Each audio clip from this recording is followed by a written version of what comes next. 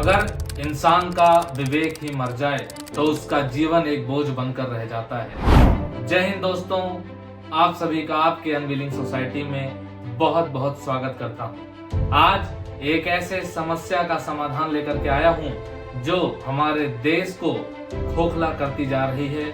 जी हां, आज मैं बात करने वाला हूं ड्रग एडिक्शन की। किस तरीके से ड्रग एडिक्शन से हमारा देश जूझ रहा है, एक एक परिवार, एक एक घर जूझ रहा है। मुझे आपको ये बताने की जरूरत नहीं है कि किस तरीके से देश के एक एक घर में, कोने कोने में, छोटे बच्चों से लेकर के बड़े लोगों तक किस तरीके से नशीले पदार्थ का सेवन कर रहे हैं, जिसकी वजह से हमारे देश में एक ऐसा माहौल है, एक ऐसी समस्या है, हमारा युवा नशे की तरफ बढ़ता चला जा रहा है। तो चलिए शुरू करेंगे। बिना किसी देरी के हम सीधा सॉल्यूशंस पर आएंगे, क्योंकि इनकी प्रॉब्लम्स आपको पता ही है। आज मैं आपको समस्याएं नहीं गिनाऊंगा, आज मैं सीधा बात करूंगा मुद्दे की कि क्या सॉल्यूशंस हैं इनके। इससे पहले कि मैं सॉल्यूशंस बताऊं, मैं कुछ बातें कह देना चाहता हूं। जैसे मेरी पहली बात यह है कि स्कूल्स हैं, कुछ कॉलेजेस हैं जो कि अंडर ड्रग्स हैं, जिसमें बच्चों तक ड्रग्स पहुंच जाते हैं। वो किसी भी तरीके का नशीला पदार्थ हो, वो बच्चों तक पहुंच जाता है। तो अगर बच्चों को वो चीज पहुंच जा रही है, बच्चों तक वो चीज पहुंच जा रही है, तो पुलिस को पता क्यों नहीं? मेरा दूसरा एक प्रश्न है, वो क्या है कि हमारी जो युवा आबादी है सबसे ज्यादा, वो धीरे धीरे ड्रग एडिक्ट होती जा रही है। और ऐसे केस में हम अपने देश को क्या दिशा देंगे? कैसे हम देखते हैं अपने देश को, अगर आने वाले टाइम में एक बहुत बड़ी आबादी युवा जो होंगे वो बेरोजगारी के साथ साथ अगर नशे की लत में होंगे? मेरा पहला सुझाव है, हम सबको पता है कि नारकोटिक्स जो ब्यूरो है ना, नारकोटिक्स कंट्रोल ब्यूरो जो है वो सेंट्रल लेवल पे किस तरीके से काम करती है। मेरा समाधान, ये जो मेरा सॉल्यूशन है, उस पर मेरा ये सुझाव है कि नारकोटिक्स डिपार्टमेंट ग्राउंड लेवल पे काम करे, यानी कि डिस्ट्रिक्ट से लेकर के, स्टेट लेवल से लेकर के सेंट्रल लेवल तक आपकी एनसीबी यानी नारकोटिक्स कंट्रोल ब्यूरो होनी चाहिए। मेरा दूसरा सुझाव यह है कि नारकोटिक्स डिपार्टमेंट को, जो कि डिस्ट्रिक्ट लेवल से लेकर के, स्टेट से लेकर सेंट्रल तक काम करे, उनको अर्ध न्यायिक शक्तियां दी जानी चाहिए। इसका मतलब यह है कि उनको इतनी अथॉरिटी हो कि जब भी वो ऐसे लोगों को पकड़ें जो इन सब धंधे में शामिल हैं, नशीले पदार्थों को बेचने में जिनका बहुत बड़ा हाथ है, ऐसे लोगों को पकड़ें तो वो उन्हें अरेस्ट करने की क्षमता रखें और उन्हें वो कोर्ट तक ले जा सकें। ये शक्ति उन्हें प्रदान की जानी चाहिए। मेरा तीसरा सुझाव यह है कि हर स्टेट की असेंबली में इस पर चर्चा होनी चाहिए और विपक्ष को ये चाहिए, ऑपोजिशन को ये चाहिए कि वो इस पर सरकार को घेरे, उनसे सवाल करे और पूछे कि ग्राउंड लेवल पर इसकी रिपोर्टिंग क्या है इसका रिपोर्ट ग्राउंड लेवल पर, ये उनको रिपोर्ट मांगनी चाहिए और इसके लिए असेंबली में इस पर बातचीत होनी चाहिए। मेरा अगला सुझाव है कि डिस्ट्रिक्ट लेवल पर या स्टेट लेवल पर, डिस्ट्रिक्ट स्पेशली जो डिस्ट्रिक्ट लेवल पर एनसीबी की टीम्स हों, उनका ये काम होना चाहिए कि वो स्कूल और कॉलेजेस की पहले पहचान करें, फिर वहां रेड करें, ड्रग पेडलर्स को पकड़ें और अरेस्ट करें और उन्हें जेल भेजने का काम करें। मेरा अगला सुझाव है, शराब खरीदने की एक लिमिट होनी चाहिए। हमारे देश में आज कहीं भी कोई भी चला जाता है ठेके पर और कितने भी बोतलें शराब की खरीद के ला सकता है, और इसलिए वो ओवरलोड हो जाता है, इतना ज्यादा पी लेता है ओवरडोज की वजह से कि वो आपे से बाहर हो जाता है और ऐसे में हत्याएं और बहुत सारे जो क्राइम के केसेस वो देखने को मिलते हैं। तो मेरा सुझाव ये है कि ऐसे में ये चाहिए कि लोगों के पास लिमिटेड ऑप्शंस हो कि वो लिमिट में चीजें खरीद सकें। जैसा कि मैंने आपको बताया कि शराब के जो ठेके हैं उस पर दारू यानी कि शराब खरीदने की लिमिट होनी चाहिए और ठेके सिर्फ 9 बजे तक ही खुले रहने चाहिए। 9 बजे के बाद ठेके बंद हो जाने चाहिए। अगर ठेके 9 बजे के बाद बंद ना किए जाएं तो पुलिस को ये चाहिए कि वो पेट्रोलिंग करे और देखे कि जिनके भी शराब के ठेके खुले हुए हों वहां उनको वो बंद करवाए। और इसके लिए आपको चाहिए, यानी सिटीजन्स को चाहिए कि मान लीजिए कि आप किसी ठेके की तरफ से गुजर रहे हैं और आपने देखा कि 9 बज चुके हैं और ठेका जो है वो अभी भी खुला हुआ है, तो आपको ये चाहिए कि आप इसकी रिपोर्ट एनसीबी को करें। और इसके लिए नारकोटिक्स डिपार्टमेंट को ये चाहिए कि वो एक ऐसा नंबर जारी करें जिस पर की वीडियो और फुटेज भेजी जा सके, जिससे उसकी छानबीन करने के बाद एनसीबी जाए, उसकी प्रॉपर जांच करे और जांच करने के बाद ऐसे ठेकेदारों को बैन करे और उन पर भारी जुर्माना लगाए।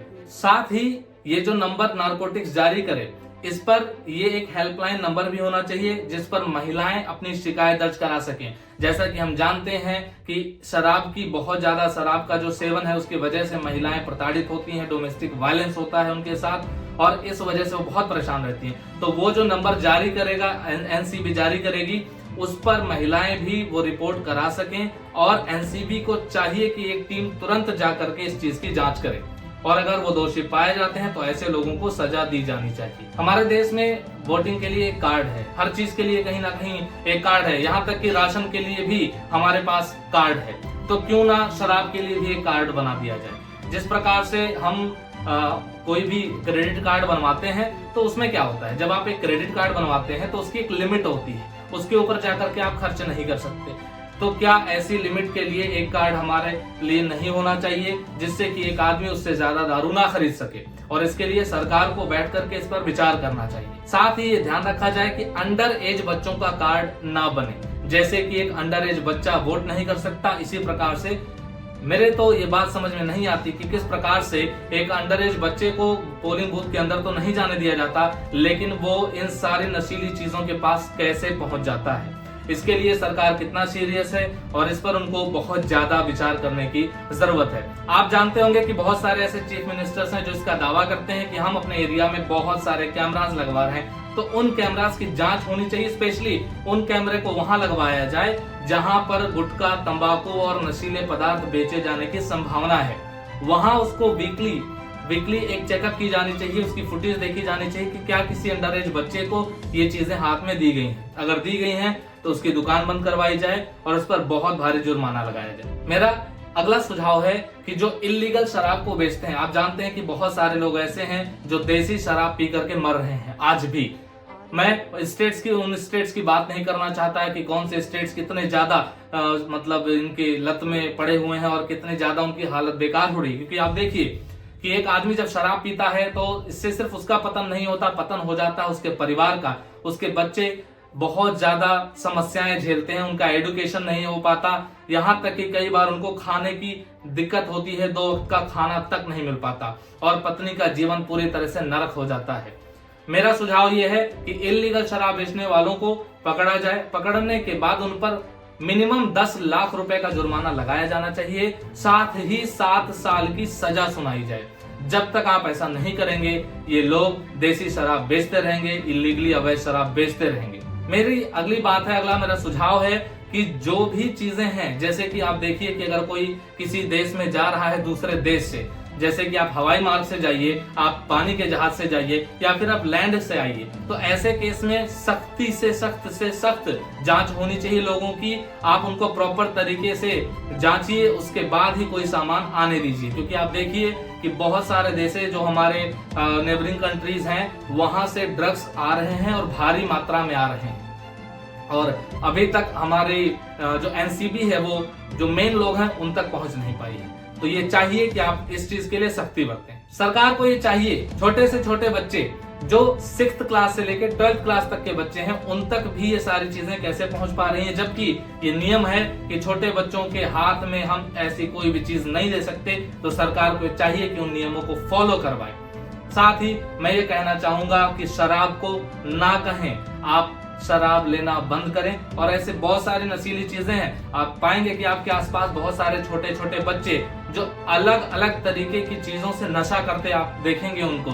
और इसके लिए एक सिटीजन को चाहिए कि ऐसे बच्चे की वीडियो बना करके एनसीबी की उसी नंबर पर वो रिपोर्ट भेजे और इससे ये पता चलेगा कि आपके एरिया में ऐसे कितने बच्चे हैं और उनके साथ ऐसा क्यों हो रहा है। उसके लिए उस आपके जो लोकल लीडर होंगे, आप वहां जाइए और उन्हें बताइए कि इस तरीके की समस्याएं हमारे समाज में हैं। अगर आप ये स्टेप नहीं लेंगे तो आपके आसपास रहने वाले वही बच्चे कल आपका मर्डर तक कर सकते हैं। छोटे छोटे बच्चों के हाथ में चाकू है आज।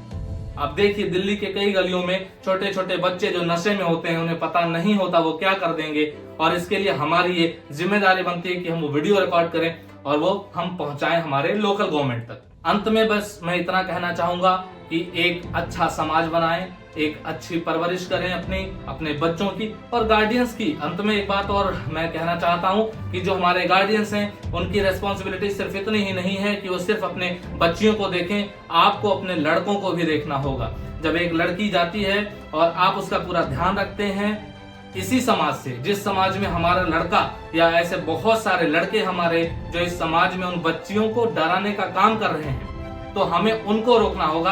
आपको पूछना चाहिए कि आपका बच्चा 2 घंटे से 3 घंटे से 4 घंटे से कहाँ था। जिस तरह से आप अपने बेटी का रिपोर्ट लेते हैं उसी तरीके से आपको आपके बेटे का रिपोर्ट भी लेना चाहिए।